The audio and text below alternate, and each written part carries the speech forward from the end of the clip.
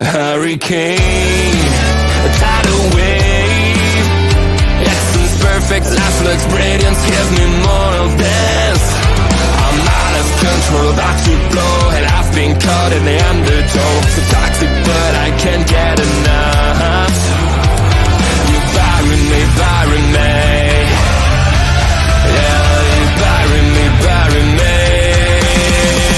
You've got me hypnotized. Push me out of myself. You've got me hypnotized. Whoa. I can see, I can hear, going crazy by the light. It's got me hypnotized. You've got me hypnotized.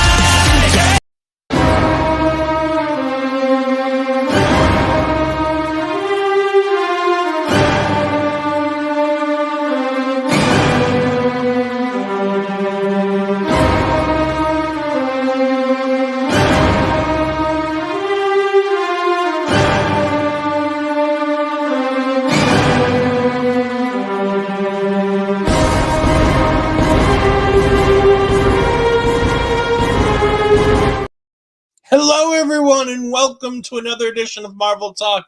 I am Ol'Ed Ed Fries, and I'm joined by the one and only, my tag team partner, Andre C. And we are here back once again to go ahead and talk X-Men 97. The season is finished. Everything is done.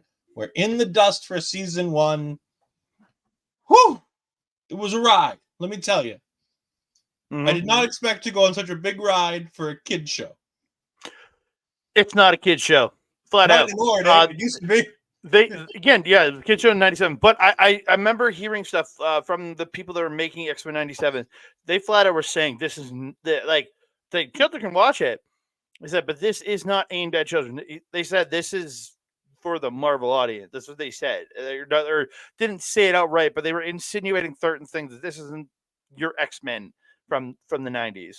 This is a show all grown up. Oh, and boy was it grown. Boy did they touch on some stuff in this season. Yeah. But we'd obviously be remiss if we didn't talk about the work done by Beau DeMayo. The work of Beau DeMayo and his team to bring this show back to life in a way that feels like it's part of the X-Men, in the animated X-Men series, but to re-update it for a current audience in 2024 and to be incredible in 2024 without ever having seen the previous show is a mark of genius. Yeah, because I gotta imagine there's a generation of kids or young people watching the show that didn't watch the original X-Men series they're just happy. Hello, Bobby. Thank you for joining. My other tag partner. Yay! And of course, we have the superior nerd jumping in and saying this X-Men 97 was absolutely phenomenal. It was indeed. Yep. I really don't think they had any missteps in this season. I know we both didn't. Neither one of us loved how quickly they went through life death. But I still think not even that. Montendo was a giant misstep to even have that. Montendo was fine. Every show's allowed to have a filler episode. It was fine. But give us a good filler episode, though. Well, we're trying to keep this one tight because Andre doesn't want to go much more than an hour. So we're going to go ahead and start talking. We can go a little longer than that. Over an hour. I changed my schedule around. All right. I made things work. I worked out before this so that I don't have to work out in the morning. But before we get to anything, we obviously need to get to our theme song.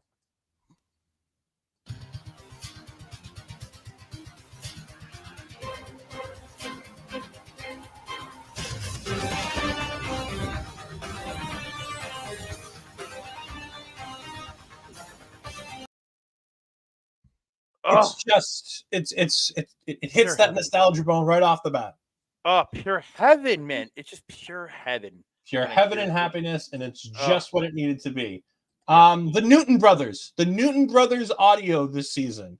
We haven't shouted them out much this season. No, they did a great But job. the work of the music department in the Newton Brothers specifically was sensational. The different versions of the X-Men theme that we would get throughout the shows during fight scenes, especially during part 3 of the finale, and we'll get there. But there's this moment in the finale of part 3 where all of a sudden we're getting an operatic version of the X-Men theme. And I was like, I need the full version of that just to hear it once. I don't know if I'm going to love it, but I need to hear it once because it just fit. Well, especially in that moment, it works so well. But we pick up on Tolerance's Extinction Part 1. We've just killed Trask, but then the Prime Sentinel programming in Trask went ahead and pretty much decimated the X-Men. He pretty much one-shot most of them. Yeah, but they do manage to subdue him. They get rid of him. And when Cable comes in and does it.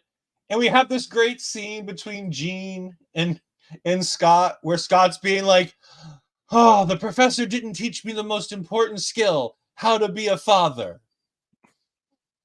And it's like, it's really not his job. Yeah, dude, he's there to teach you how to be a decent human and how to master your goddamn powers, which he still hasn't done.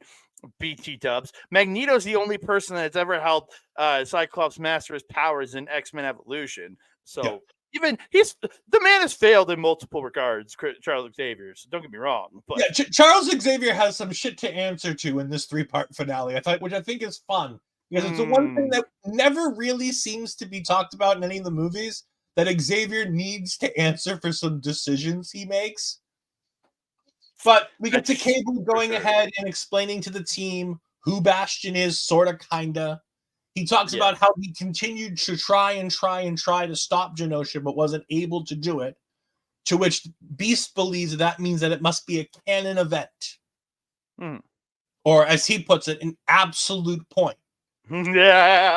Which ties, as Andres gets excited already, it ties the X-Men universe into a version of the What If universe. They may not be in the same universe, but at least they have the same principle of an absolute point. I love it. I loved what he said. I'm like, yes.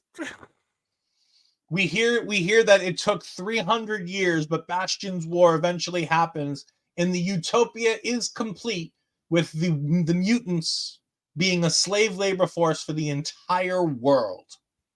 It was Professor Xavier's plan, just not in the way Professor Xavier wanted it to be. We also find out that for anybody who's played Destiny, Cable has his own little talking sidekick that follows him around and pops out every now and then, like the thing in Destiny. Never played it. I played it a little bit. I don't know what it is, but it is like a little talking robot that pops out. He's got a little cube that talks. Interesting. There's so much good stuff here. Wolverine has a great joke about, oh, daddy's home, when Cyclops starts trying to between Wolverine and Cable about not stopping Genosha. And then so good. Bastion puts out the footage that we saw from the tail end of the last episode 7, that Professor Xavier is alive. And somehow he has the feed from the speech where Professor Xavier was talking about the might of the Shi'ar Empire. But it's not that big of a stretch, being that he is he's a technopath or whatever.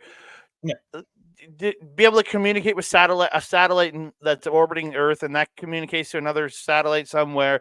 Which, yes, she is broadcasting this announcement over the Shi'ar network or whatever. It's not just going to where she's at; it's going to other planets the Shi'ar Empire controls. So it's not surprising to me that he has figured out a way to get in find the signal.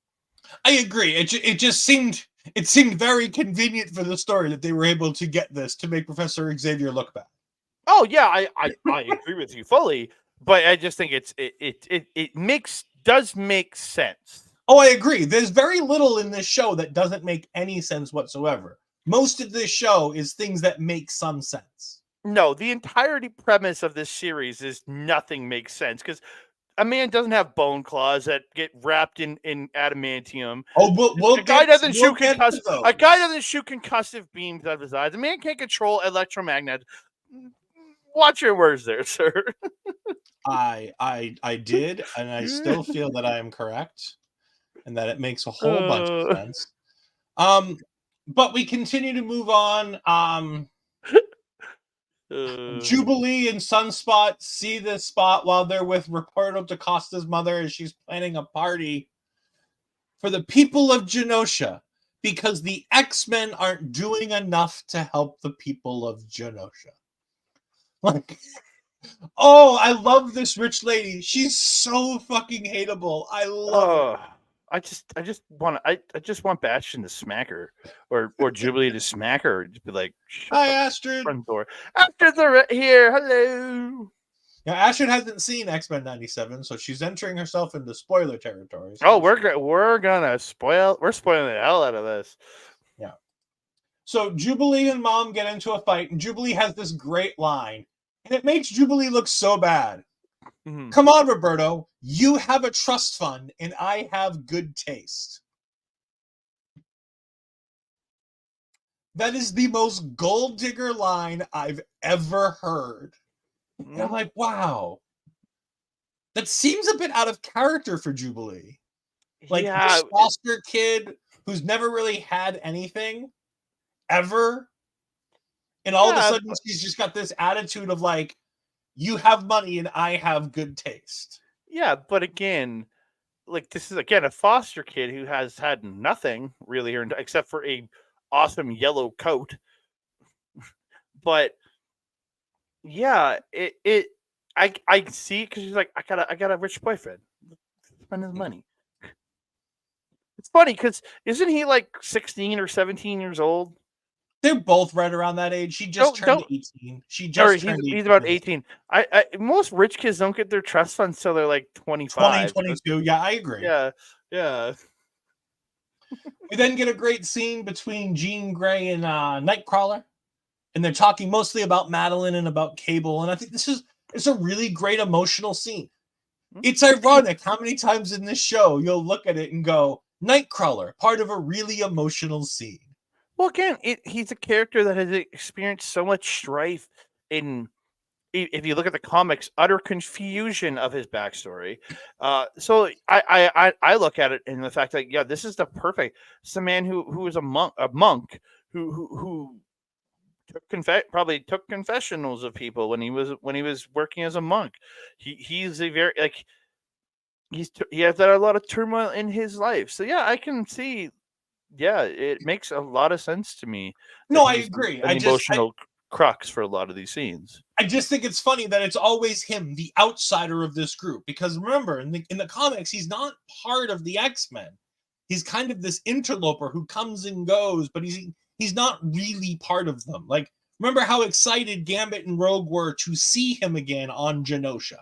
Yeah, but again, it creates that factor of, because he is that part-time member, he's part of the family, but he's the crazy uncle. He's everybody's crazy uncle. He's not like the brother. He's not the, you know what I mean? Like, he's not like the father, the kid. So he's like the crazy uncle, three places removed or whatever. And that, but it works because he can come in and look and understand these people's from a different angle than they are feeling it between themselves. Yeah. And it's just it's a relatively basic conversation. It talks about, if you remember these things and you remember how Madeline felt during all of these things, and you can feel like they're part of you, then maybe it was you. Like, it's not you, but it is you. You and Madeline are tied together. And it's this great.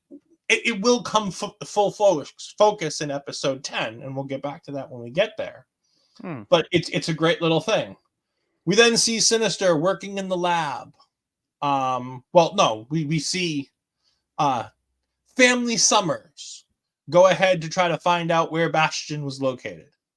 So McCoy is helping get them there, and they're in the Blackbird, and we'll get back to them.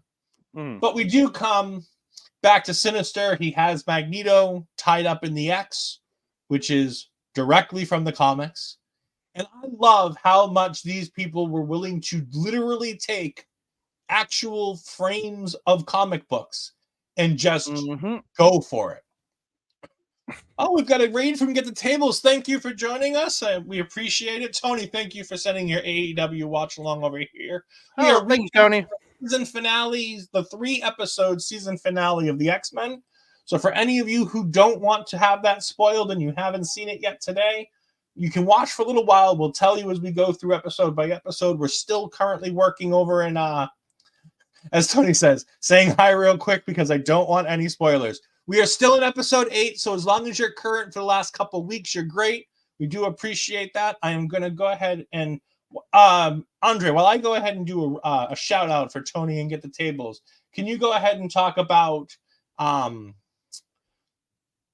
captivity of Magneto and the UN lady back again? Yeah, so Sinister has him like in bondage essentially because he's in his underwear, like on the X, just like yeah. I'm just like, should children be watching this? And this goes back to our statement about this is absolutely no longer a kid show. Yeah, but again, the kids are going to turn this on, and again, it's her. She's very reluctant in how Magneto's being treated.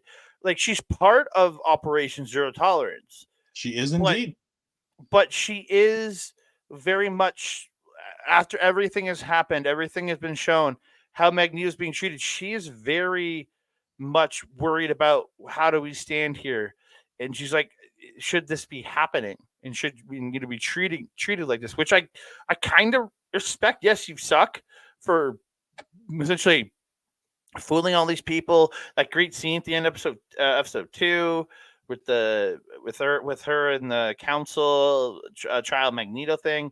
So again, it gets those points of it, and I love her confliction here in it all.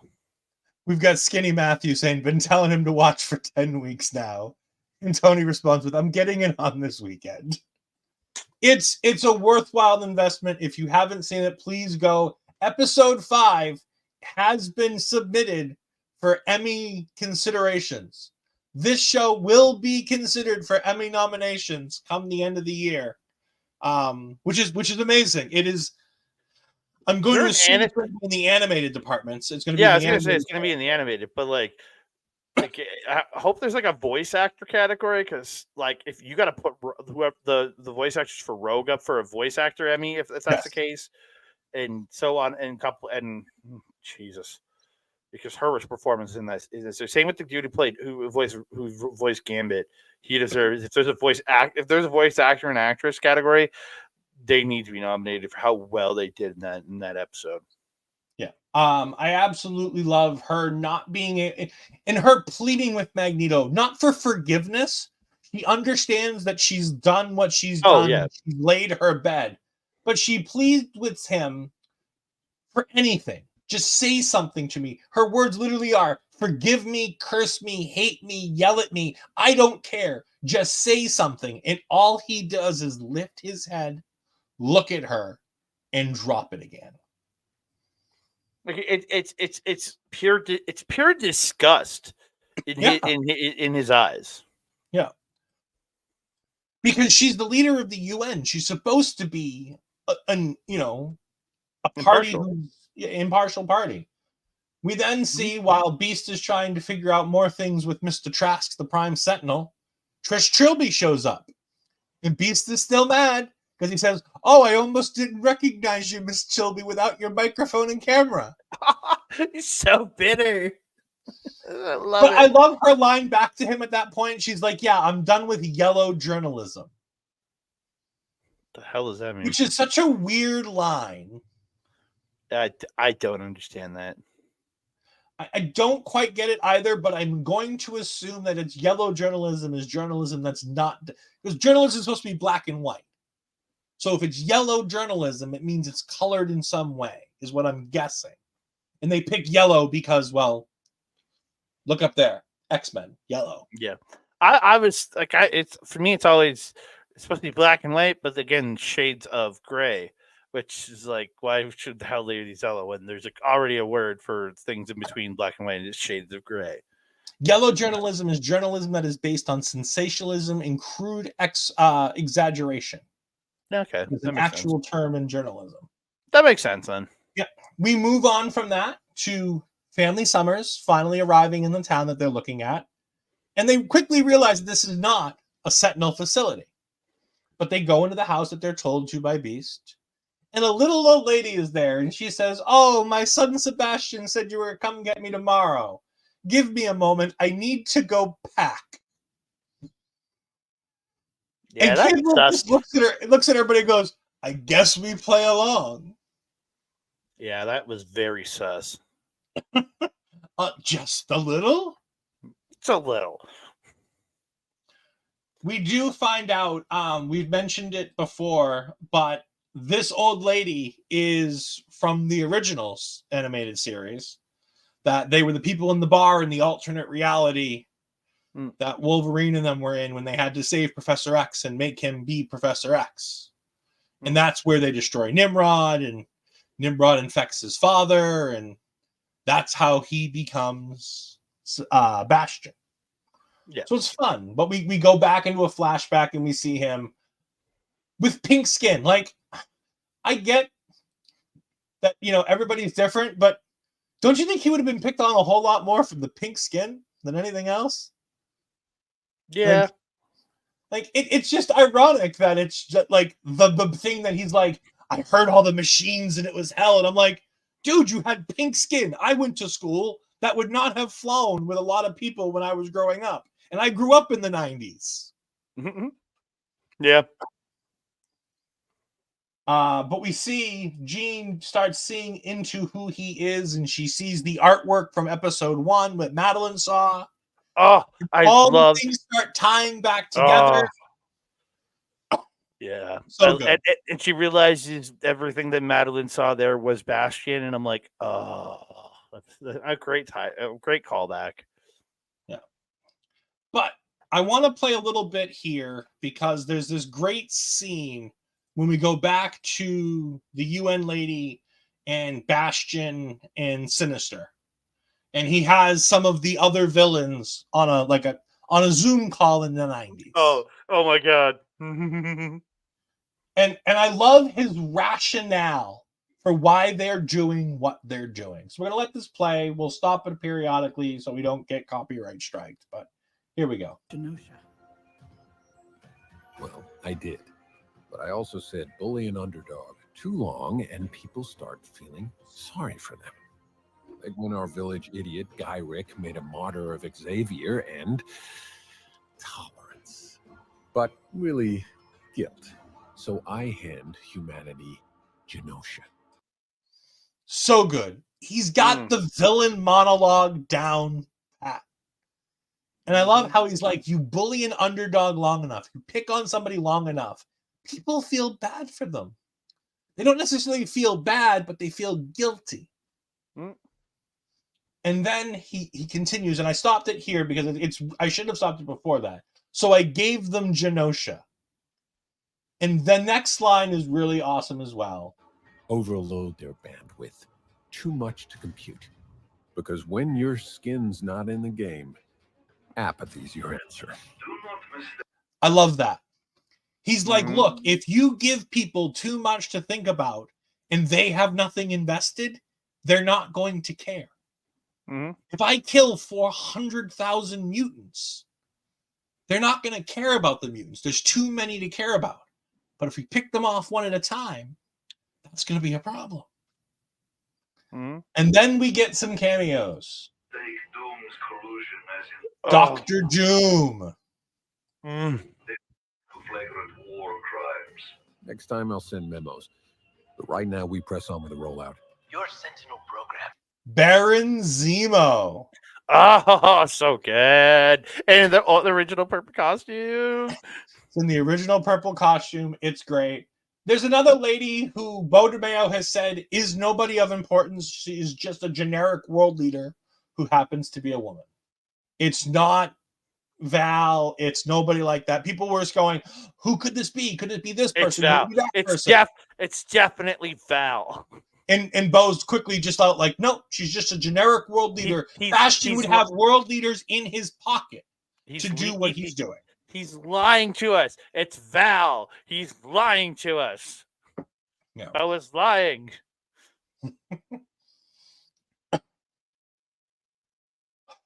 It's so great. And then they explain how they create the Prime Sentinels. They take random people and dip them in the techno-organic virus, and that creates a Prime Sentinel who can then mate and make more Prime Sentinels. And the way that they get triggered is generic. It doesn't have to be anything. They could meet a mutant and something ticks inside them, and bang, there they go. They're off on the races, and the Prime Sentinel comes out. Yeah, it's pretty fucked. When explaining it to her about why would they do this? Do people even know what you're doing to them? He goes, they don't know the technical details, but they know that they're joining something for something greater than themselves. And again, this just continues with the greatness of the writing of this show. This show has very little in the way of big, massive action scenes that you would think of in an X-Men movie. Yeah. It's not powers, everybody going crazy. This show was, yes, every episode has its little powers segment. But for the most part, it's all just story. They told a fantastic story. Wonderful story outside of Nintendo. Oh, God. We then get the creepiest portion of the episode where they see this picture, and apparently there's no alarm from his mother about when he drew this, that there should have been a reason to worry. I think there should have been. I think there was reason to worry. For sure. And Ed is gone. I guess I'm alone. Sorry, no, I just had to lean over and do something. Sorry. Oh, okay. I was But like, I love I'm this line here.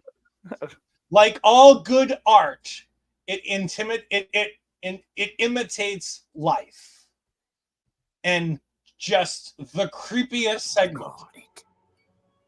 Like all good art.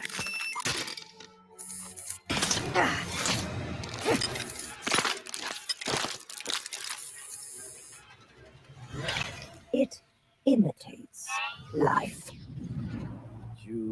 And bam, the first of the Prime Sentinels is out in the world.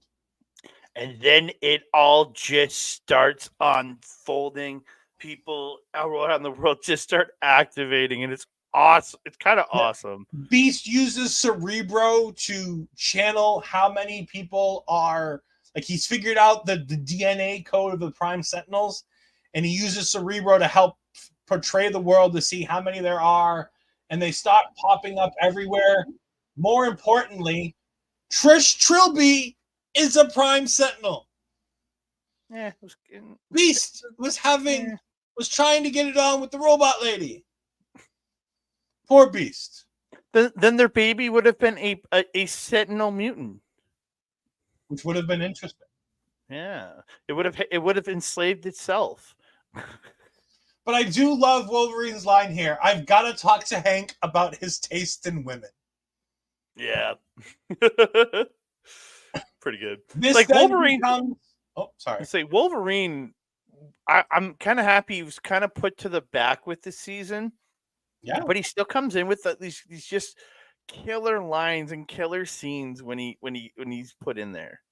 Yeah. Yeah. And then the battle begins. And there are two battles taking place. There's the battle. There's three battles taking place. Poor Jubilee says, I hate malls, as she runs away because the butler is now, the butler / bodyguard is now a Prime Sentinel chasing after her and Roberto.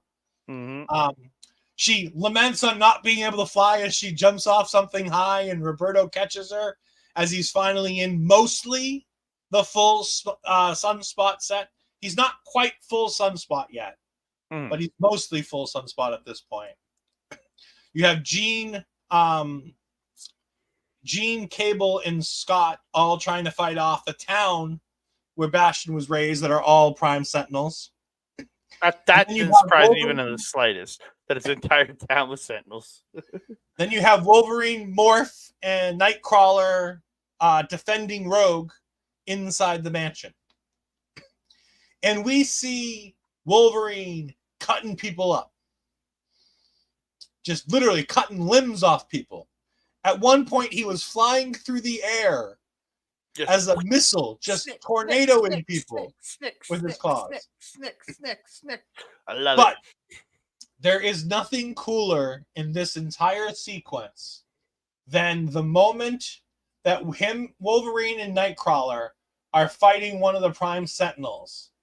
Oh, And Nightcrawler teleports them while Wolverine's still hanging on, and the three of them go through. And give me 1 second, I'm going to be able to go ahead and play it. Because for the first time ever, we get to see the what is it called? It's the Limbo. Oh, is it Limbo? I thought it was something different. I know Magic is Limbo. It's essentially hell. It's Limbo. It's really whatever you want to call it. I don't know the actual term for where he goes. It's essentially a hell. But watch this. Hell. This is great. Oh yeah, just yanked through this different dimension. The Brimstone dimension. That's what it's called. Yes, I now remember it. And look at all the Prime Sentinels. Just look at them all. They're so pretty. It's so fucked up.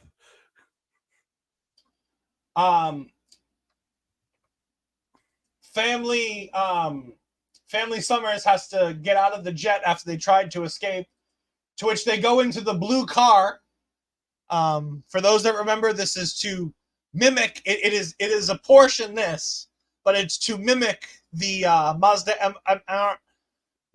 MX-8 that was in the X-Men, the first X-Men movie that Scott had, the blue one that Wolverine borrowed. They then land the car on the ground. Borrowed. He stole. And then at one point, you have Jean telepathically driving this car while Scott is clearing the mountain with his concussive blast, and Cable is fighting off the Sentinels. Like, how fucking awesome was that? Oh, it was so good. We then see Magneto get let go by the UN lady. You know, she can't take it. She lets him go. And she says, but you know what the scariest part about Genosha was? That nobody was wrong, that nobody was surprised. That it just happened. And Magneto was right. Yep. And Magneto gets out and he goes to the North Pole and he just goes off. Oh, so good. Just enough. And here goes. He puts off an EMP using the poles to strengthen the EMP so that it goes across the entire Earth at once, taking down all the Prime Sentinels. We see the animated Spider-Man. We see Silver Samurai come back. Oh. In Russia, in the nuclear facility, we see that the nuclear facility is powered by Omega Red. And all the Prime Sentinels start going down. Oh, dude. It was just so satisfying in what they did here. And it's just... And then the finale at the end of the Professor episode. X returns, and he says the thing. Well, like, Wolverine's ready to fight, too. Yeah. I hope that I'm not too late.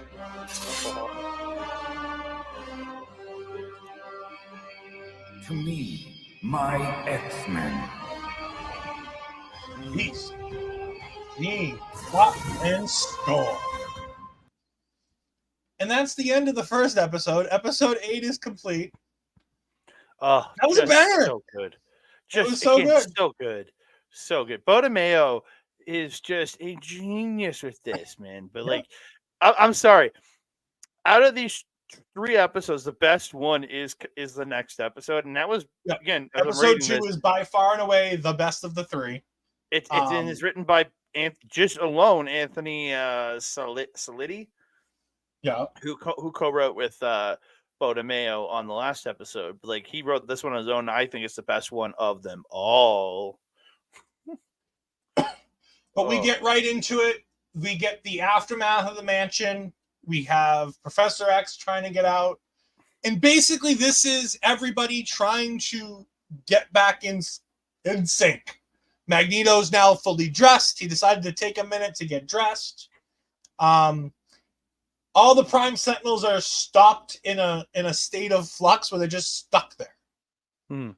By the way, Bo DeMeo also confirmed on Twitter between episodes 8 and 9 that, yes, Magneto would have killed hundreds of thousands of people in airplanes that would have just gone down because there's no power, in hospitals with people on life support. Magneto with pacemakers, hundreds. People with pacemakers, he would have killed them. Yep. Oh, yeah. So, but then Magneto rises from the ashes. Asteroid M. Jubilee and Sunspot are on the run, but they're saved by Forge and Storm. Professor X is in his normal wheelchair because there's a pole going through the mechanical one that he can't use right now. I mean, Bastion is he's mourning his mother. Like, the best thing you can do with a villain is make him human. Somehow make him human. In this moment where he's talking to his mother and like, I'm almost there. I've almost done it. I've almost completed my goal. And he's mourning her like she's gone. It's an emotional moment, and it's fantastic. And then finally we get the conversation that we should have had for a long time. We get Professor X being told that he's not always right. And Scott's like, why? Why did you give it to Magneto? What was wrong with me? Why was I not the right one to give the X-Men to? And Professor X is like, because I wanted you to leave. By the way, this is really the only time we can really talk about it, because it's the only time we really hear from him in a substantial manner in this. To bring Professor X to life in this show, they brought on one of my favorite Marvel animated voice actors, Ross Marquand, to bring Professor X to life. And it's so good. He's so good at that. And Professor X is like, but look, since you were teenagers, you've always been by my side. You've always been doing what I've told you. I wanted you to go ahead and make the world a better place for mutants so that you could then go and enjoy that world, so that you could go be part of that world without having to worry about me and worry about the X-Men. So I left them in the hands of Magneto. And Scott's like, but you dumb bitch, I would have had to come back anyways, because Magneto would have gone off the deep end, or they kidnapped Cable like they had already done. No matter what, I was always going to end up back here. And Professor X is like, I see that now. And now I'm back here too. Scott, I didn't plan on coming back here. I planned on going to my Shi'ar Empire and being with my bird lady, and I plan to live there forever. But y'all fucked up, so I had to come back. And he's like, Scott, and he reaches out his hand, and Cyclops just walks away. Now, which I understand. I do too. But I also want to say, I think it's great that Cyclops doesn't walk through a door and like slam a door. No, he walks through the side of the fucking building that's just not there anymore. And he just walks outside. So good. So good. Rogue wakes up and Nightcrawler's she's worried about Remy. She's like, "Did Remy make it?" And Nightcrawler's like, "Somebody made it, but it wasn't Remy." Forge and Storm make it back, and everybody's happy to see Storm. Everybody's happy to see Forge, and they give him the update that the whole world infrastructures are in ruin. There's no power anywhere. Nobody has anything. And Storm says, I can feel the electromagneticism of the world off its kilter. In 12 hours, it will be dying. And it's like, oh God, now we have a ticking clock on top of all the shit we had going on before. Mm-hmm. So we start trying to put things together. Cyclops brings out the blue team and the gold team. Oh, when they did blue and gold, I'm like, oh, dude. All I could think of was the X-Men comics from a few years ago, X-Men Blue and X-Men Gold. It's all I could think in my head. Oh, loved it. But there is a fun little scene that I want to play here. Beast and Forge, remember, Forge is, if I think it, I can build it. They're trying to find a way to stop Bastion, who is a technopath, as they've now termed it. We all kind of knew that at this point, but they kind of coined the term technopath. But there's this great little moment here, and I just adore it. Charles described Bastion as a technopath, which is essentially telepathy for machines. And this mnemonic scrambler shut down Jean's powers when she was the Dark Phoenix. So we calibrate the scrambler to Bastion's frequency and sever his hold over the primes. But we may be able to do more than just that. If Bastion's abilities operate like our mutations, we can use neutralizer technology to permanently disable his control of prime. Okay, no neutralizer technology. They start talking about neutralizing his powers altogether, and Storm's like, you fucking idiot. How dare you? I'm standing right here. Like, you already screwed me over once. You better not do this shit. You're not doing this shit again. I'm sorry. I got a kick out of that because she's just standing there and she just blows up the room. And it's just this great fun moment. Oh, it's so good. So good. We then see Professor Xavier trying to make nice with Rogue, talking about how he feels like Remy should have been buried on the Mansion campus, as opposed to in Louisiana with the Thieves Guild. And she's like, look, he was a stubborn man, and he loved that Thieves Guild, and he always wanted to make nice with that Thieves Guild. And then Magneto shows up. And everybody comes running out, and Asteroid M comes down, and the Northern Lights are there because it's an electromagnetic storm, and it looks fantastic. It looks great. Oh, yeah, it looked awesome. Because Asteroid M never had that electromagnetic storm field that generates a fake Northern Lights in the old show. They couldn't do that in the late 90s. So being able to do it here was really great. And he gives a speech, and he's like, look, Xavier, you told me that you gave me the X-Men to do this your way. Well, your ways failed spectacularly. Are you ready to do things my way? Professor X is like, no, I refuse. I still can't do things your way. He's like, well, then I'm going to have to do it my way myself. And he says, if you want to come with me, to me, any of you are welcome. My X-Men. Magneto's daring the X-Men with the words, my X-Men. Love it. I love that we're using that line all the way in the beginning. It started there. And we're using it throughout the episodes to continue having it. And Rogue walks away, and she joins. And she's like, look, in Genosha, I made a choice that I was going to help mutant kind. And Storm's like, but no, you can't do it without your family. And she's like, bitch, where were you? Where did you go running off to? You weren't here for Genosha. None of you were. None of you were in Genosha with us when Remy died. She's like, I had to handle that on my own. Kurt was. Kurt was. Kurt, well, yes, but she's not necessarily talking to Kurt. She's Yeah. talking to the rest of the X-Men team. Yeah. And then she has this great line where she goes, Professor, who's going to die next? Jean, been there, done that. She talks about Remy.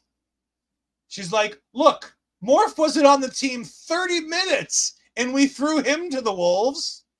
Or them, I'm sorry. I'm sorry. I misgendered, mispronounced Morph there.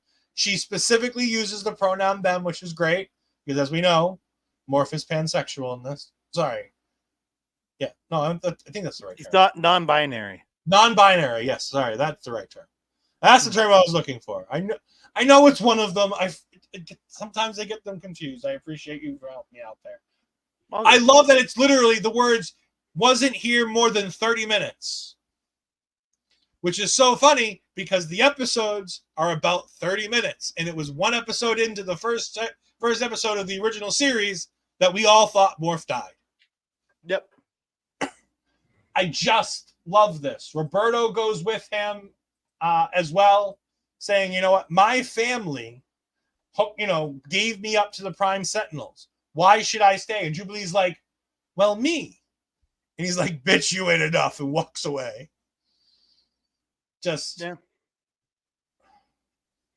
They did such a good job. We then get the Scottish bagpipes as we go to Mary Island to make sure that we know for certain that we are in Scotland. But finally, Papa and Cable have a nice conversation where they talk about what's going on and they talk about how Jean's not the mother. And he's like, it's confusing to me too. Like, I get it. Like, it was hard for me to realize that she wasn't Jean, but to me, they're both Jean. But Madeline is Jean and Jean is Jean. Mm. And he's like, but just let me tell you something. And he's like, what? You want me to be careful? And he's like, no, give him hell. And then we have the greatest callback in the entire episode. The thing that has been teased since this series, like the trailers came out. Hell. Yeah. Oh, hey. Almost forgot. Am I going to war or a circus? What'd you expect? Black leather? The Magneto Protocol. What did you expect? Black leather. For those of you that don't know the reference, Andre, can you clue them in? The first X-Men movie with Wolverine. Yes. Oh, Jesus. Where Wolverine puts on the black leather outfits that they had in that movie. And it's like, what do you expect? Yellow spandex? Yes. and so Bryan Singer line was, what do you expect? The line that Bryan Singer purposely put in that movie, which, by the way, Kevin Feige was the executive producer on that movie. He was part of that movie. That's what started the Marvel Cinematic Universe, is him being involved in that movie. It does, in a way. It's what gets him in the door with the Marvel people. Blade started the Marvel Cinematic Universe in reality. Yes, but not Kevin Feige's importance to the Marvels. There is no MCU without Kevin Feige, and Feige's start is here, so this is the start for me. By the way, did you see Blade with the eyes emoji when people said that he's coming back as Blade for Secret Wars? Yay, geriatric Blade! I mean, I might be down for it. So we have the two teams going with their two goals. One team is to take down Bastion, and one team is to take down Magneto. They've got to convince Magneto to go ahead and reverse what he's done. So on one team, it's Storm, Jean, Cable, Forge. I believe that's the whole team. And then the other team, it's Scott, Wolverine, Nightcrawler, Morph. And they're all headed to go ahead and take on Magneto. Professor X does his psychic FaceTime with President Kelly, talking about the Magneto protocols and having faith in the X-Men to not blow up the not blow up Asteroid M again, because we've been here, we've done this, and we know it's bad things if Asteroid M gets blown up. Mm-hmm. Yeah, Bastion sets the Sentinels because of his technopathy. He's able to control the Sentinels even without the power, which I think was really great. Yeah. But okay, so we'll answer. Geneva Thomas jumps in on the YouTube. Hello, thank you for joining us. Is Onslaught Magneto, or is he like an entity? So Onslaught, the character in the comics, is what happens when Magneto and Charles have a psychic battle so intense that their minds merge. And the result is Onslaught. He has all of Magneto's hatred and he has all of Professor X's telepathic abilities. But he's essentially a villain. It's kind of where we thought they were going as we're getting to that point right here. It's why I put Onslaught. I'm going to move myself out of. It's why Onslaught's right there on the cover art, because it's where I thought we were headed. So when I made the thumbnail, I made sure I put an Onslaught on there, and then they tricked me. We didn't quite get Onslaught. I still think we will, but we didn't get eventually. Yeah. But no, Onslaught is basically, he's an entity that comes from the fractured mind of both Magneto and Professor X during a psychic battle. He is enormously powerful, as you would expect from two Omega level mutants coming together. But we do have this fun battle with Magneto. Sunspot shoots Jubilee, and he goes to apologize, and Jubilee shoots him, which I thought was fun. But Sparklers! Yes, sparklers. But there's only one point to talk about this in any way, shape, or form. No matter what happens in both of these battles, and they're cool, and they're great, and there's a whole lot of fighty, fun stuff. One of the greatest things I know about animation is Kevin Smith, when he was writing the He-Man series. For all the fight scenes, all he wrote was fighty, and the animators did a fight scene. Yeah. Yeah. We get Cable using his telepathic abilities to wipe out Jean, which I thought was really, really cool. Because and the reason why he does that is because he's under the spell of Sinister. Because Sinister put the mind control on his mother, so part of that mind control ended up going to him. But Professor X gets the thing off Magneto, and they're about to take Magneto down when all of a sudden Scott blasts Professor X, and he's like, no, Gold Team needs more time. We have to buy more time.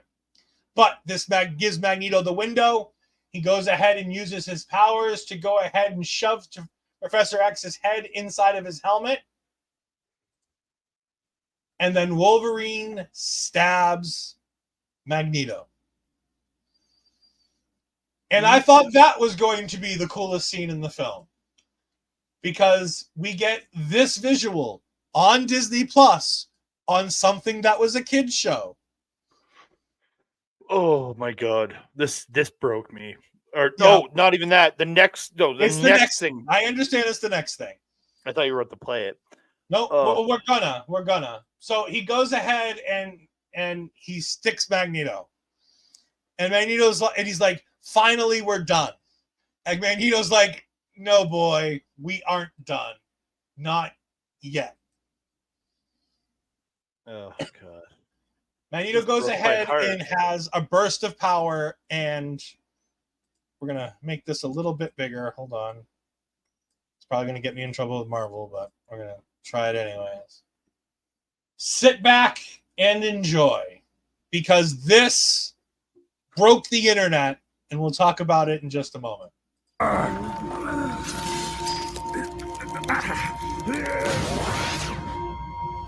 No! Magnus! For the love of God, don't do this!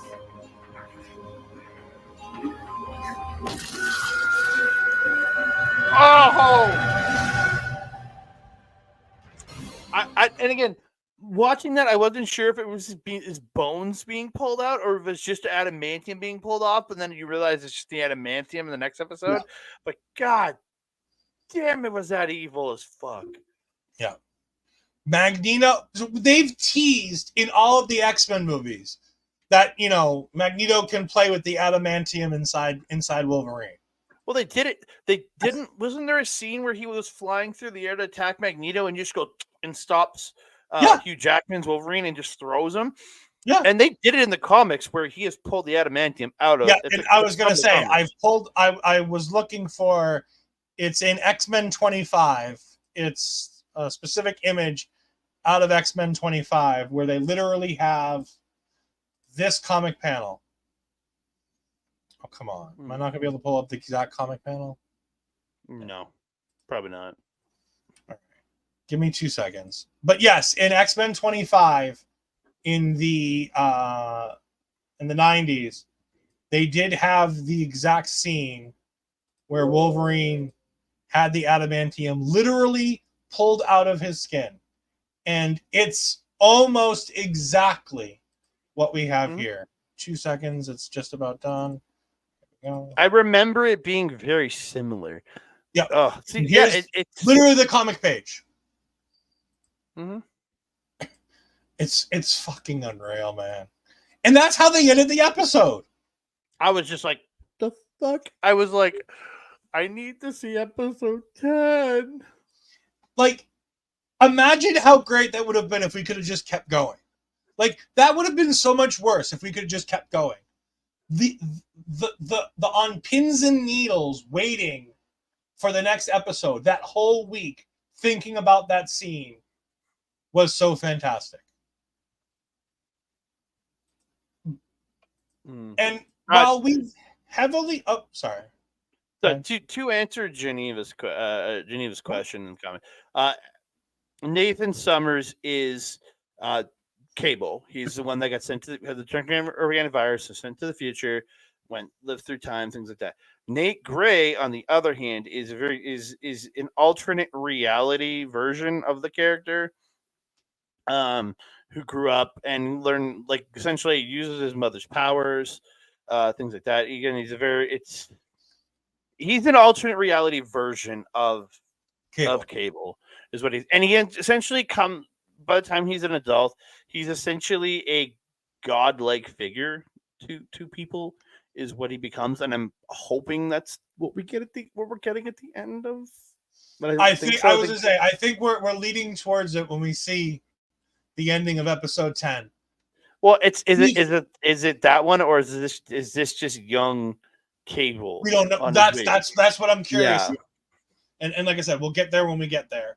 We're going to try to move along a little bit because we are at the hour mark, but Andre said we got a little bit more time. I changed my timings up, so we're good. We've heavily praised this show almost exclusively, with the exception of, not loving Life, Death, and not loving Nintendo. We've heavily praised everything done in this show. Mm-hmm. We do have to say that on its own, episode 10 is a bit of a letdown. It's not a letdown. I just feel like it's kind of weak. I know I said I was kind of let down. I was let down in certain things, but again, it still told a good story. It's still one of the better episodes of the series. Yeah. What Geneva said, I think it's just a young Nathan Summers, a young Cable. I don't think it's Nate Gray at the end, because I don't think we're going to see Nate Gray at all. But if we're going to, it's coming out of this episode at the end. Yeah. It could be Nate Gray. If they're in an alternate reality in the future, then yes, it's Nate Gray. But I think there's gone to the future where Nathan is growing up. So, That's because my call. he gets separated from Bishop. We hear in the explanation in episode 8 that he got separated from Bishop and he ends up there. Ironically, and we'll talk about this more at the end, the person who raises him, the leader of the clan Akari, is actually his sister, who has not yet been born yet. That's Hope Summers. And again, we'll explain all of this when we get there. But yes, we both assume it's going to be Nathan Summers, and it's unlikely that we're going to see Nathan Gray, because Nathan Gray is, like Andre says, a bit of a god level mutant. He's above the Omega levels. So yeah, unlikely we're going to see him. Yeah, it's just, and he exists within a different reality, and I don't feel like they sent them to a different reality. Again, according to everything I've read, they sent him just into the future, not into a separate reality, which is again where Nate Gray exists, is within a different reality, and he has a very different origin from. He doesn't go to the future in the same way as Bishop. There's a lot to it, and Nate Gray is not a point, because Nate Gray is a newer character than where I fell off X-Men in that point, where Nate Gray, in the world of Nate Gray. So my X-Men knowledge is more 90s and very early 2000s X-Men. And comics. they've tried to stick around the 97-ish area. Mm-hmm. Like, I know Fatal Attractions I think is after 97, but it's in that same general. I don't think anything's beyond much in the early 2000s. There's little things they've hinted with and had play, but yeah, not to that extent. But yeah. Most of the major stories are all 90s centric X-Men stories that are around the 97 period. One of the problems that I had with, and I say problems in terms of it was slightly less good than all the other stuff that we've had that we've loved so much, is that half of this episode is Professor X and Magneto dealing with the Onslaught situation. It's what we thought was leading to Onslaught. And we got, and I'm sorry, we did not get the payoff for that. And that, I think, is a big point of my contention, is not getting Onslaught in the end. Is that, in reality, Onslaught should have been, again, there's a whole different ending to the show, that it could have been Onslaught sitting there as the big bad going into season 2, but they decided to go obviously in a different direction. And I'm okay with the other direction. I'm fine with the other direction. But it seemed like they were telling us the story that we were going to be getting Onslaught, and they didn't quite do it. I do love the cameos we get in this episode. For one, protecting the president is Iron Man and Captain America. Hey, he found his shield. We also I bet you anything the guy's smart enough to put like a homing beacon on his shield. But he goes ahead and repower Magneto. Charles convinces Magneto. Well, actually, he steals Magneto's abilities and goes ahead and returns on the power worldwide. Yeah. And so we see Omega Red and some of the mutants that run with him. Crimson Dynamo, Dark Star, I believe it was as well, with Omega Red. I can't remember who was with Omega Red, but yeah, lesser Marvel heroes that probably very few people know, but I certainly don't know enough about them to really talk too intently on them. Yeah, but I love this version that we get of like the upgraded Bastion. Like, here he is trying to fight Cable, and just look at how badass this dude looks now. Mm-hmm. Like, it's like he's gotten more of the techno-organic virus. He's just going that next level. Pretty awesome. And yeah, it's just, we find out that it's been 200 times that Cable tried to stop Genosha. Mm-hmm. And then they do the thing that the villains always do that always ends up badly. They talk shit about Phoenix. And when you talk shit about Phoenix, you get... The Phoenix rises, baby.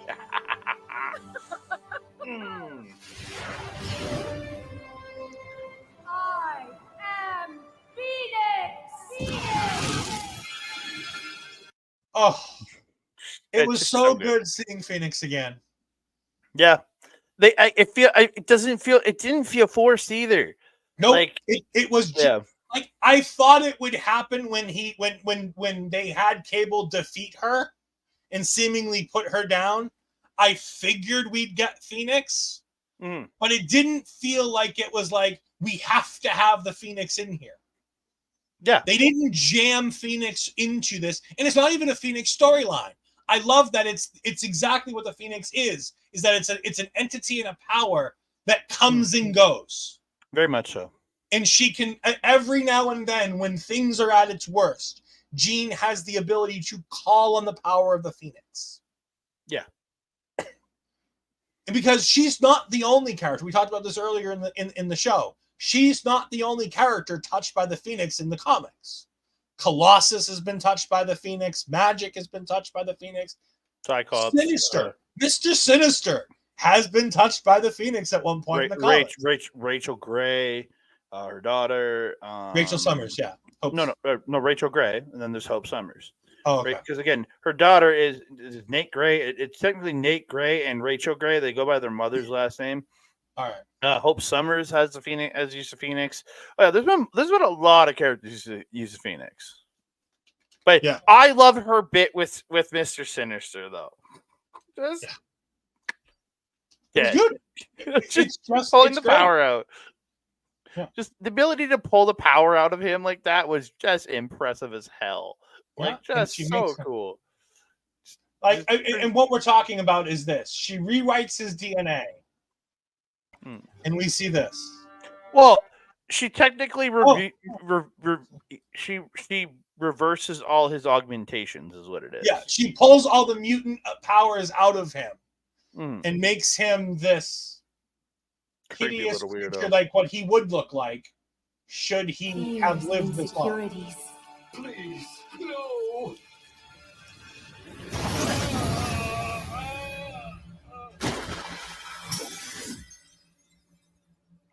So good. So creepy looking. He is. So and the best part is he runs to Morph. And Morph's line, it looks the same to me. Honestly, when I look at him, I'm like, he looks like an old Megamind. Yeah, he does. Yeah, he looks like an old version of Megamind. But we get another power-up because it's the final episode, so we got to get all the power-ups. Oh, good God, this looks so nice. That looks pretty cool. It's hard to imagine that this is still in the style of the 90s cartoon when you're looking at something like this. The animated team does such a good job on this show. And this is after she's put the collar on him to eliminate him from communicating with all the Sentinels. So just it's so cool just to see how he evolves using you. I almost think he uses it to evolve himself. The collar. He does. Yeah. Oh. Whoa! What? We don't. They're not our sponsor. They are our sponsor tonight. You can go to Burger King and use the app, and you can get no % off, but you might have some deals in there to get some delicious Burger King. I'm sorry. Ol'Ed doesn't pay me enough to have the commercial-free versions of Disney Plus. So unfortunately, I'm with the commercial version. Bobby, damn it, Bobby, give me more money so I can get the commercial-free version. If you're in Canada, there is an ad-free version. I think there is an ad version, but like I have it again. It's a lot easier in Canada too to deal with it. But there's this great moment when they're fighting. So now all the X-Men start fighting Bastion, and it's a cool battle. There's nothing wrong with it. It's great. We see the blue side of the moon, which is a haven of comic history. Many, many people have had a base on the blue side of the moon. Inhumans was one of them. But most recently, it was the home of the Watcher. That's right. Original Sin. Yeah. An Original Sin. It's the home of the Watcher. I forgot about that. However, in the X-Men animated universe, it is the home of Apocalypse. Yeah, get ready for that at the end. Yeah. This was the first tease. And it's a nice, easy one. Like it's just the background of the building in the back. But it's the base of where it happened. Again, we continue to go through these great moments between Professor X and Magneto. Magneto's trying to deal with all of his trauma and the weight of they're using water in rushing tides to deal with the trauma that he's dealt with. And you see a boat with these black laced figures on a boat, and it's Rogue who's in color because he knows who she is. But in these black versions, you see Wanda Maximoff. You see Pietro Maximoff, which is Quicksilver and Scarlet Witch, who are the children of Magneto in this universe. Not in the MCU, but in this universe, they are the children of Magneto. Yeah. There's also a third person on that ship. I forget exactly who that was. I can't remember at this point. I think it was Polaris. Yeah, it makes sense because that's his other kid. Yeah, I believe it's Polaris is his youngest daughter. Yeah, that makes sense. Yeah, but at one point, we get another great moment where they're battling against Bastion. All of them have made it to Asteroid M, and Cyclops decides that, you know what, guys, this isn't the proper way to go about doing this. Let's try something different.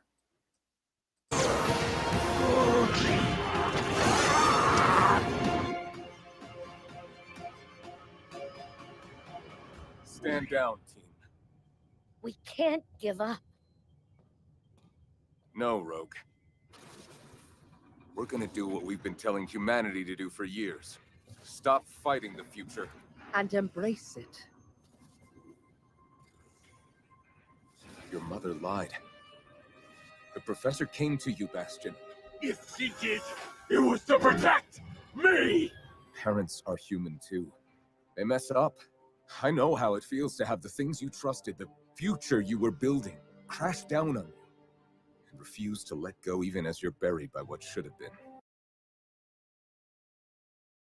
I hated that part. I just wanted more fighting. You're muted, buddy. You're muted, bud. The part that kills me is still coming, but that's fantastic.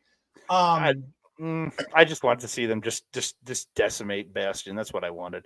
I didn't want this emotional appeal to the bad guy because again, it doesn't work in the end. Never. No, The emotional appeal never works. Come on, you know that. But that's the thing. It's what the X-Men do. It's what they've always done. The X-Men have always tried to make people see the good. They've always tried to be better than. The fighting is always a means to an end with the X-Men. It's one reason why the X-Men movies never work. Because at the end of the day, the fighty is all a means to a conversation. Yeah, but I love the first 3 X-Men movies. I think Days of Future Past is the best X-Men movie. Why? Because there's very little fighty. There's a whole lot of talky. I love it. I will say this. I love that. I love Last Stand. Yeah. Oh, all right. Well, we'll get back to that. But they finally go ahead and decide to destroy Asteroid M to get rid of Bastion, which is good because the U.S. have launched missiles to try to blow up Asteroid M because they've enacted the Magneto protocols. Well, he wants to crash Asteroid M to create an extinction event. But yeah. Did you notice a similarity to anything in the MCU at that point, where the bad guy wanted to destroy a power source and crash a big asteroid into the world as an extinction level event? Oh, Jesus fuck. It's the place where Wanda and Pietro were from. Yep. It's Age of Ultron. Yeah, I was just like, oh god. I realized once it started getting to this point, I'm like, oh fuck, we're just seeing Age of Ultron here. Fuck me. But they don't actually do the same thing as Age of No. Ultron. No, Which I is great. appreciate. Again, the greatness of this show. But when it comes to me, the best thing this episode did, and again, this is probably me as a parent, but what hit me in the feels was this conversation between Cable and, as he says, his parents.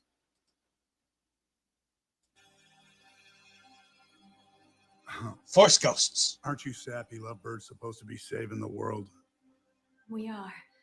A few, actually. Nathan, I always swore I'd never repeat my father's mistake. The mistake I made when Madeline sent you into the future. What mistake? Not saying goodbye. That sort of ending, huh? I'm afraid so. Those rebel leaders I told you about in the future, rambling about the adventures of the X-Men, getting folks inspired. It pissed me the hell off. I belonged in those stories too, growing up, fighting alongside You were. You always were. I'll tell you. I love this moment. We finally get to the heart of Cable and the hatred that Cable has and the pain from Cable. It's not because he was sent away and that they didn't say anything or that they sent him away. It's the fact that he was sent away and all he has to do is hear these stories of the people who his parents were doing all of these great things, knowing he should have been there, knowing he should have been a part of them, and how he feels out of place because of that. It's a good scene. I don't think it hit me the same way as you, but again, I will wholeheartedly admit that I think the fact that I'm a dad, it kind of hits a little different. Yeah. We also Jean goes ahead and shows Scott's eyes, so Cable sees that they have the same eyes, and it got real dusty in the house when I was watching that. You know, I have to say, it got real dusty. goddamn sap you. I am a sappy dude. It is what it is. I usually am too. Just this didn't hit for me, man. And then we get Magneto, who goes ahead and finally gets back to who he is, and he destroys Asteroid M in a blink. And Forge is down on the ground, and there's no signal from anybody in the sky.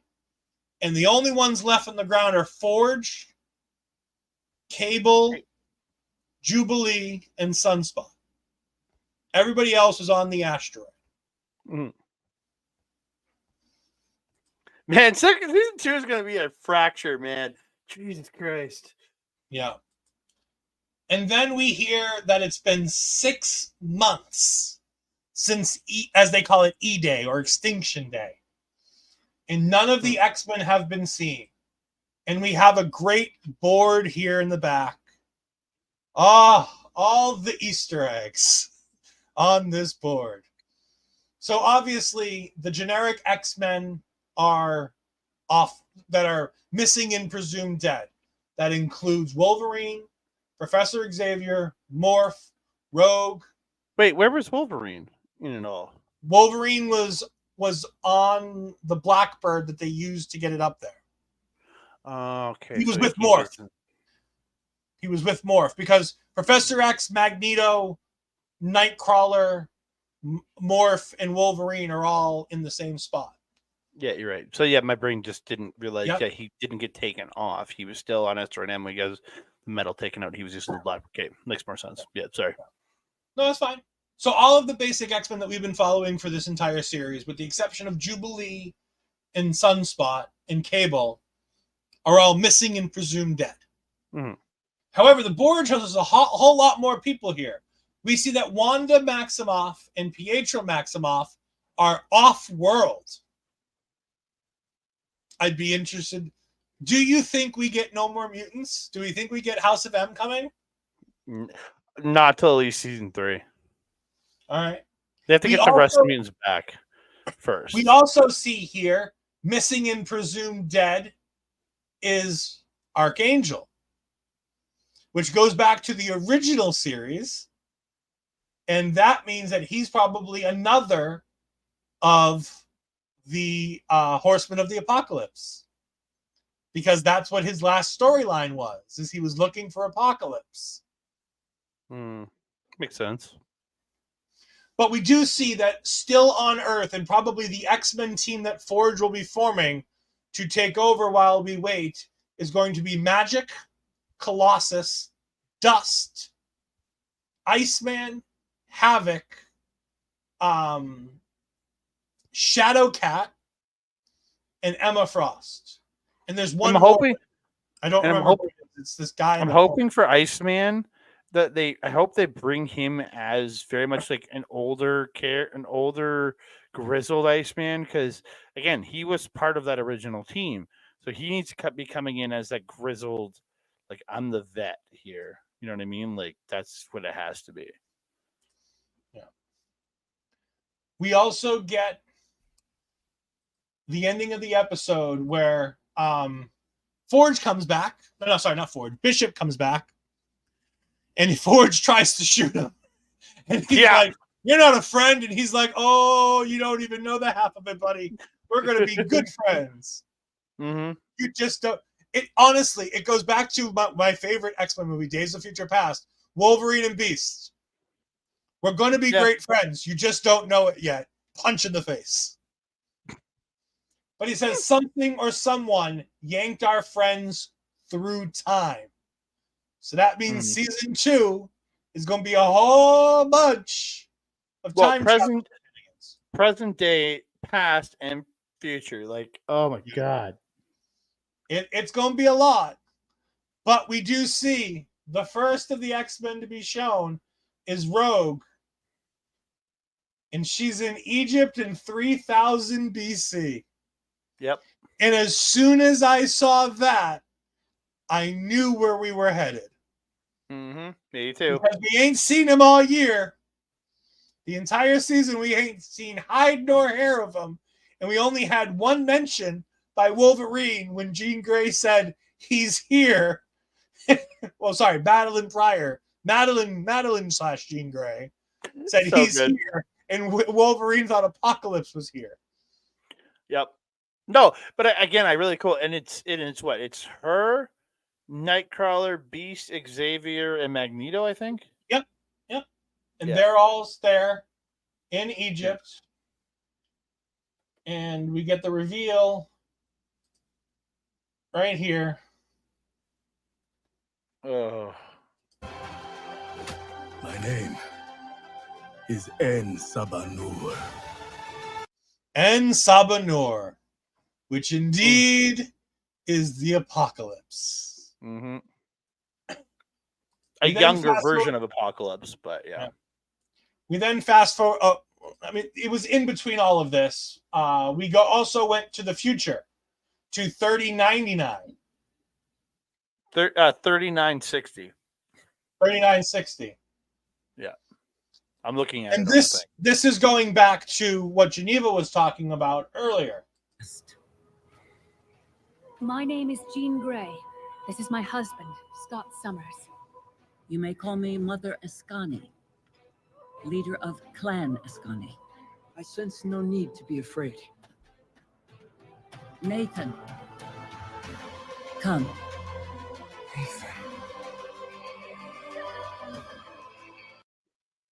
Nathan. Mm-hmm. So all we know is Nathan. As Geneva brought up before, could it be Nathan Grey? Yes. But based on everything we've seen and everything we can expect from this, I would wildly suspect that we're going to be seeing Nathan Summers. And this is where he grew up. Yeah, sorry, I was wrong. It is Nate Grey and Rachel Summers. I apologize. I screwed up. I think Rachel Grey is the alternate reality sister of Nate Grey. That's where the Rachel Grey comes in. Most of the Grey Summers clan switch names back and forth depending what dimension you're in anyways. So it's not really a huge deal when we confuse them. And then Hope Summers, who isn't even technically a Summers, she's an adopted Summers, so technically. But we finally, for the first time, get a post-credit scene. Yeah, you want to know the screwed up part is? I'm learning about this right now as I'm reading shit because I didn't stick around. Andre, you broke the rule of Marvel. They haven't done it all season, so I assume they didn't do shit here. Andre, you broke the Marvel rule. Until the credits finish, you sit there and you watch. I had to get up and have breakfast and go to work. Well, here we go, Andre. For you, I will go ahead and play this.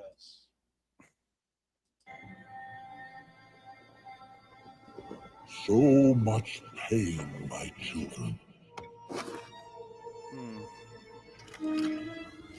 So much death.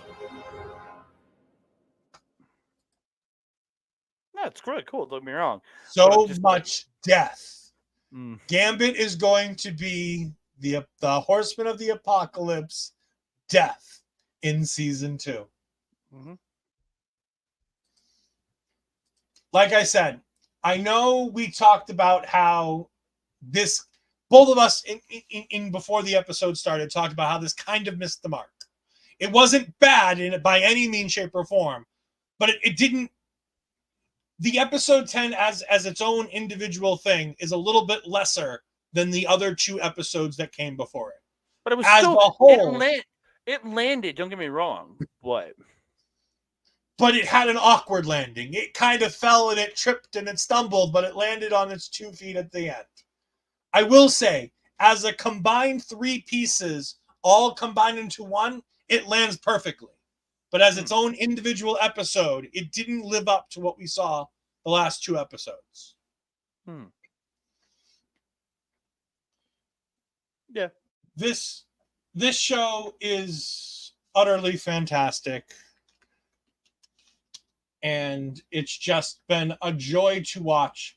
But Andre, normally we only do this on MCU Rebound, but I've pulled up the numbers on Rotten Tomatoes.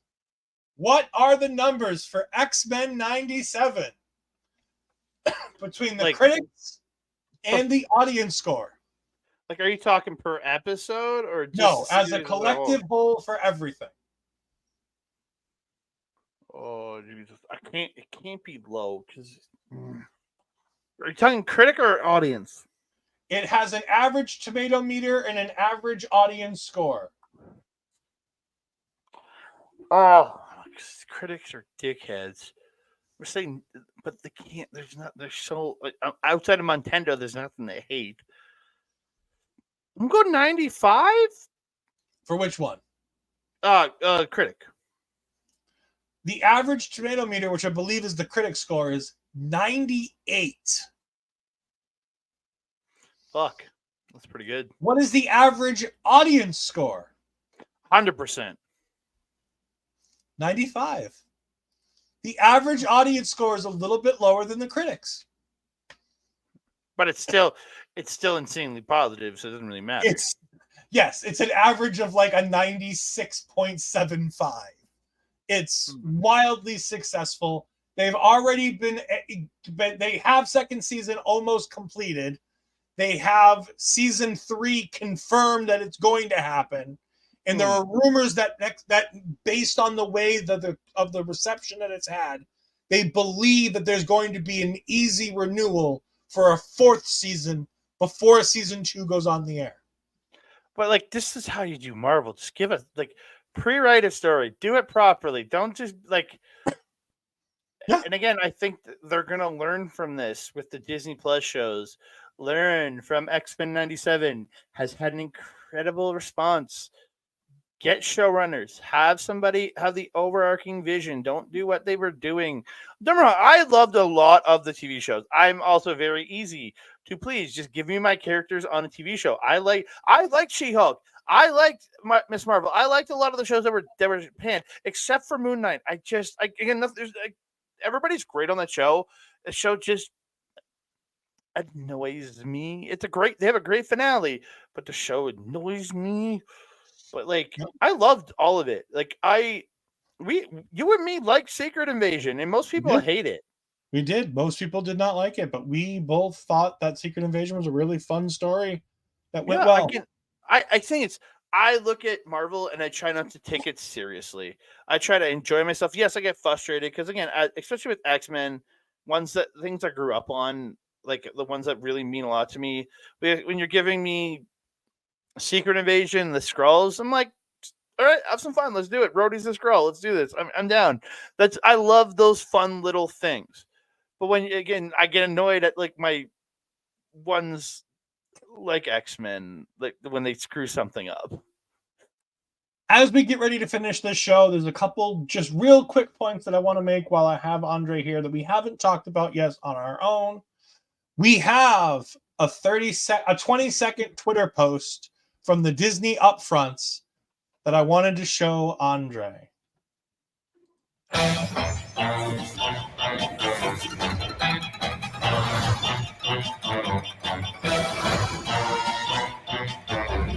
Who's been messing up everything? It's been Agatha all along. We have a release date. Agatha all along. All of the titles were intentionally being changed because Agatha's been fucking with things. Agatha all along is the official title of it. It will be broadcast on, if you see in the top of this thing, Marvel Television Division is back. It is a separate division now from Marvel Studios. And it will be coming out September 18th, 2024. 9 episodes. This is the first I'm hearing of anything with that. I've been really out of news cycle with that. Again, I've been so inundated with wrestling these last couple of weeks, with attending so much last week.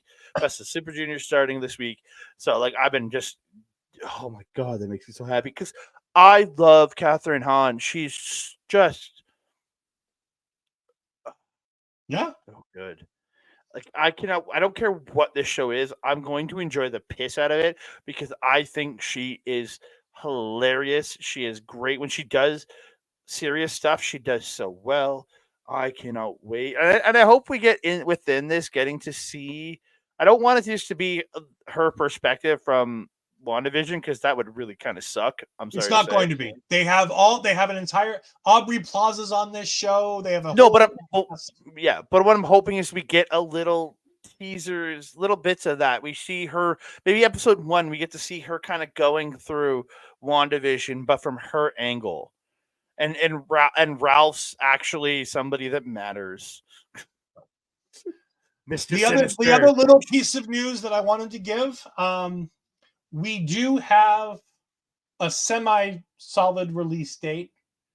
Daredevil Born Again will be coming out March 2025. However, it is no longer an 18-episode run. It is now 9 episodes coming out in March after being completely rewritten. I'm okay. Again, honestly, I think I prefer that. I didn't need 18 episodes. 9 is more than enough. And again, they were going to do 18, but break it up over 2 parts. You're going to get 9 and 9 anyways. So if you do these 9, they hit well. You go and do 9 more. Simple as that. Yeah. X Factor is fantastic. The Superior Nerd. We appreciate you stopping in tonight, going ahead and dropping that knowledge. I'm excited to see where X-Men 97 goes. I wanted to drop those 2 things. Remember, here on Marvel Talk, we are going to get back into either this week or either next Wednesday or the Wednesday after that. We are going to be having our next episode of the MCU Rebound, which I believe is Thor: The Dark World. If I remember correctly?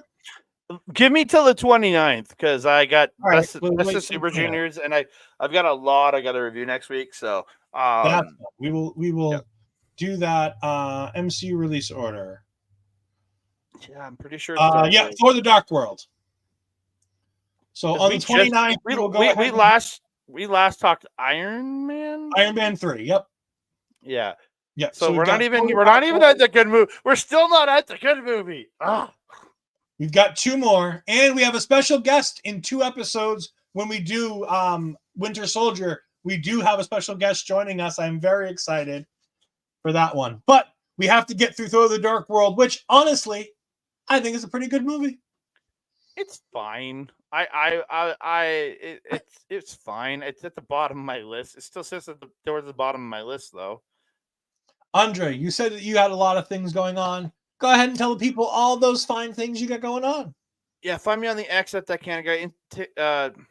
TikTok, Instagram, and Threads at that candidate dude. You can find Mel on X at Melball Collins, and then all the others at Collins Melball, or sorry, X at Collins Melball, and the rest at Melball Collins. We're Andre Melball Wrestling Talk on YouTube. Check us out.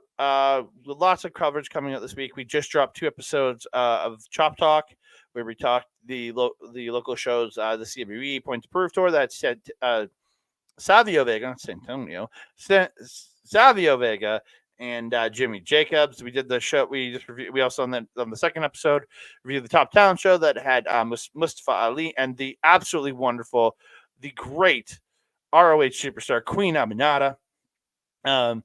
Yeah, and again, both those shows, we got those out. We just dropped our first episode covering the first 2 nights of the Best of the Super Juniors from New Japan Pro Wrestling. And today was the first episode, or today was the first of 4 straight days of Best of Super Junior shows. So, wish me luck, my friend. I've got a lot of stuff to watch. And then you can hear us in audio form on Sundays, mainevent.com or patreon.com/SNME radio for only $4 American per month. You can hear us in audio form. All the Japanese content is simulcasted over there. And of course, you can find me on Twitter at EdFries12584. You can find me on the Twitch at twitch.tv/EdFries2002. This week, I've had a busy week the last couple days. On Monday, me and Ashley Bizarro, my other tag team partner, went ahead and talked some TakeOver as we talked Our Evolution, the debut of Kevin Owens. We had another squash match from Baron Corbin. We had the debut of Finn Balor. Prince Devitt finally came to NXT. So we finally got to talk about him for once. It's one of the best shows that NXT has ever put on. Our Evolution is one of the best takeovers ever. Go ahead and catch that retro review. We also had our NXT post show last night where we talked about all things NXT with the current product as we went ahead and talked about the show. It was okay. I was drinking some Haterade last night, so I was in a bad mood, but I still say everything I said. But we'll be back, like Andre said. We will be back on the 29th for the next episode of Marvel Talk. That'll be 2 weeks away, so make sure you catch us then. Until then, I am Ol'Ed. Friday, 8 p.m. Mountain Standard Time, 10 p.m. Eastern. Myself, Melball, Japanese Wrestling Update. Get all the news in the world of Japanese professional wrestling coming at you. For myself, for Andre C., this has been Marvel Talk. We'll see you next time. Goodbye.